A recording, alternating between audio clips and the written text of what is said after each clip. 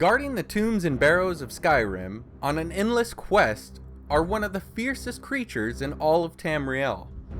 They await anyone, man or mer, who has the courage, or perhaps stupidity, to enter the realm of the undead. They were once proud warriors, mages, and archers who would give up their own lives as service at the request of the dragon priests. They come in both male and female forms and have haunting blue eyes that stare deep into your soul. Their bodies slowly decompose, yet they contain a strength that few of the living can match.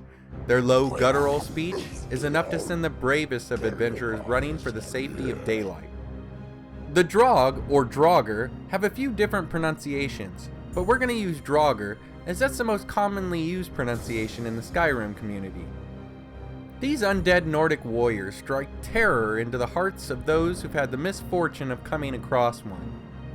Forever wandering the tombs, barrows, and catacombs, these undead protectors will stop at nothing in order to keep out the bandits and treasure seekers of Tamriel. Anyone who has dared step foot into the local dungeons know of the Draugr and their dark lords, the dragon priests. But do we really know the Draugr, and what motivates them, even after death?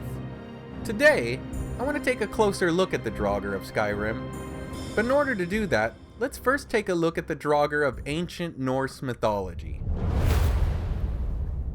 Much of the lore behind Skyrim and the Nords originates from the Norse mythology and from other people in the area such as Germanic and Scandinavian influences. The designs of Nord cities, weapons, and armors are all heavily influenced from the Norse way of life. In the Norse mythology, the Draugr are a terrifying creature. They possess superhuman strength and can increase their size and weight at will. They can even take the form of mist or smoke in order to go through walls. It was even believed that this is how they would escape their burial plots in the first place. The appearance of a Draugr was that of a dead body, swollen and blackened. They did retain some semblance of intelligence, but appeared to be slaves or under some kind of mind control. They would exist to protect their treasures or to torment members of the living who had wronged them in life. When attacking their prey, they would either grow large and crush you or just flat out eat you. The Draugr could even enter your dreams, but this is where it gets a little strange. They didn't always do so maliciously. Sometimes, you wouldn't even know that a Draugr had visited you in your dreams, but you would awake to find a gift that was left by them. Unfortunately, they could also curse their victim instead of leaving a gift. The Draugr also brought disease with them and could create temporary darkness in the daylight hours. Although they seemed to prefer the darkness, the daylight did not hurt them like other creatures. Norse Draugr even used magic and were able to shapeshift, control the weather, and even see into the future. To dispatch these Draugr, you would have to cut their head off and burn the body, sometimes even going as far as to dumping the ashes into the ocean. Some of the Draugr were even immune to weapons and could only be killed by a hero who could wrestle them back to their grave. The Norse Draugr could even infect others with a bite, similar to the zombies we hear of today. Many times, corpses were even buried with their toes bound together in order to prevent them from getting up. Sometimes, when the corpses were buried in tombs, the doors were hidden and then sealed to prevent the deceased from leaving as a Draugr. There are both sea and land-based Draugr in the Norse mythology, but the land version is the one that is closest to the Draugr of Skyrim.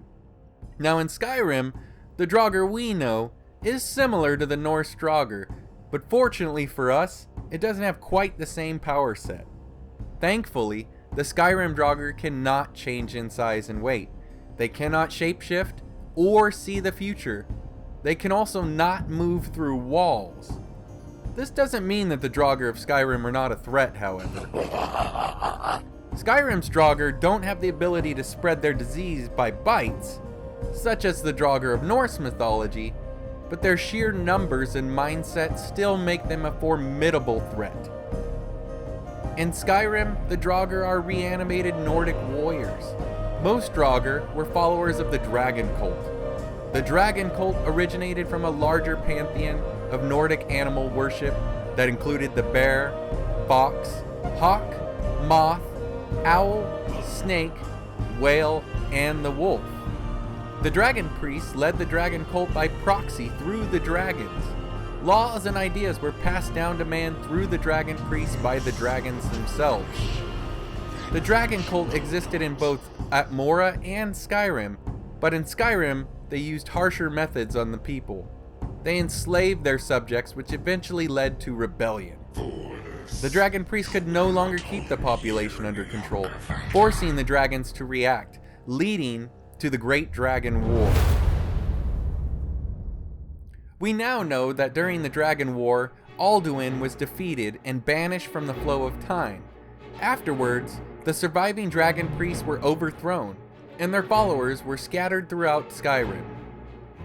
They entombed the remains of the dragons that died during the Dragon War within dragon burial mounds, with the belief that Alduin could one day resurrect them. The dragon priests were then sealed up in their crypts for an eternal sleep, awaiting the return of Alduin. This is where the Draugr come into play. The Draugr were actually living worshippers of the dragon cult. They are in a state of undead, where they sleep each night in their tombs, only to awake at times, to clean and prepare the crypt, and then to transfer some of their life energy into the dragon priests, thus making them immortal. In turn, the Draugr are also somewhat immortal, being able to refresh the life energy given to the priests through their own sleep. No one knows quite where they draw this energy from though. There are many types of Draugr to encounter during your travels in Skyrim.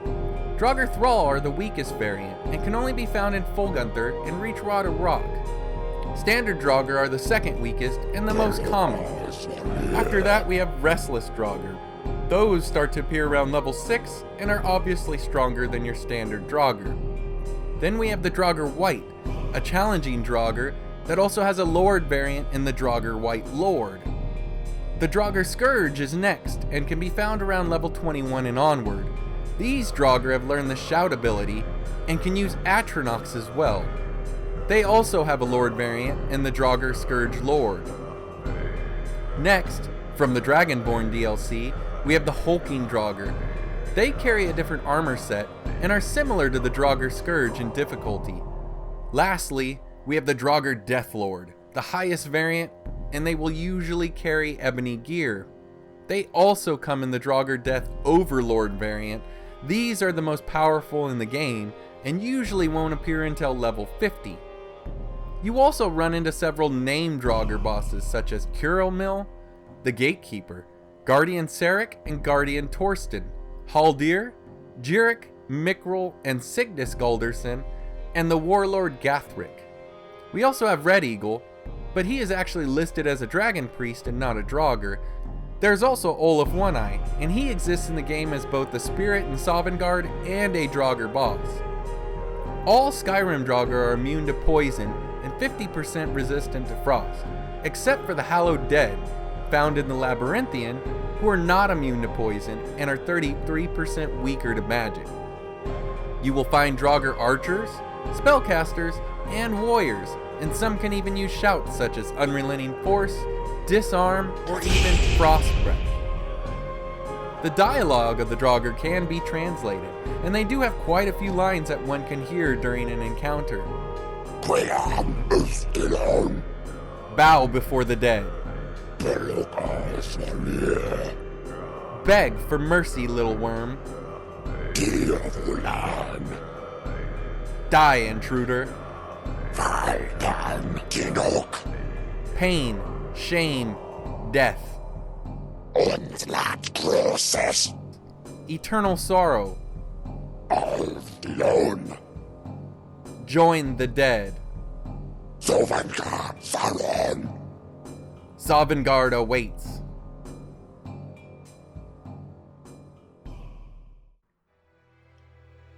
There is also an in-game book written by Bernadette Bantian called Amongst the Draugr that gives us some insight into the Draugr. It wasn't until my 7th month with the creatures that they seemed to accept me. Well, accept isn't really the proper word. but they seem to have decided that I pose no threat to them and gradually cease their attacks. Though more than capable of fending them off, with a combination of fire and turning spells, I admit that I tired of having to be ever vigilant in their presence. I'll never know whether there was some sort of agreement communicated among them, for the only utterances they make seem to be in that heathen tongue that I can't even pronounce, much less transcribe. In time, I learn more of their intentions towards me from their general movements and tones rather than specific words. Hostility in any creature is easily read. But in the most peculiar of living dead, with such variations in gait and speed, what amounts to a hostile charge in one may simply be a casual movement in another. The eyes seem to be key to their intent, and I will confess to more than one dream haunted by the glowing pinpoints in the darkness. I had always wondered why the ancient priests of the dragon cult insisted that their followers be buried with them. It seems the height of pagan vanity to drag your conscripts to their death along with you. But as I integrated into their presence, I began to observe the reasons. Every day, a different set of Draugr would awaken, shamble their way to the sarcophagus of the priest, and prostrate themselves before it. Several hours of this followed by meticulous cleaning of the area. It would appear that the adherents of the dragon priest continue their worship of him in death, which would also explain the ferocity of which they defend his chambers. It took several weeks before I felt comfortable approaching the dragon priest's resting place myself, inch by inch, until the snarling Draugrs around me seemed to tire of fending off my timid presence. I was able to set some simple scrying spells around the tomb, that I might get a sense of what magical energies resided there. When the next group of Draugr came to pay homage to the priest, I noticed a sort of transferal happening, a distinct flow of life force between the adherents and the master. It was here I finally understood the dragon cult's notion of resurrection.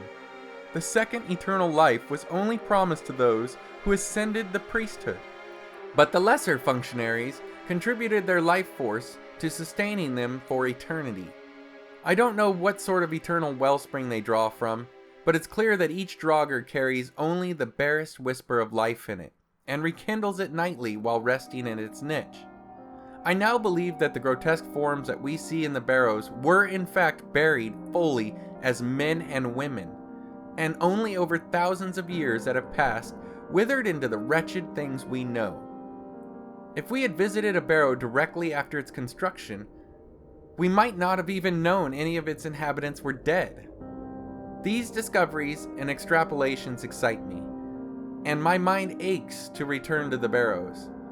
I've only paused here at the college to transcribe these notes and gather further supplies for a more extended stay. My new hope is to learn some rudimentary way of speaking to them, for imagining what they could tell us of the early mists of time is staggering. Well, my question here is, how did she manage to be around the Draugr without getting attacked? I've read elsewhere that she used magic to help conceal or appease the Draugr so that she could do her studies safely, but I don't see any evidence of that in the book. Lastly, the Draugr have appeared in another Elder Scrolls game.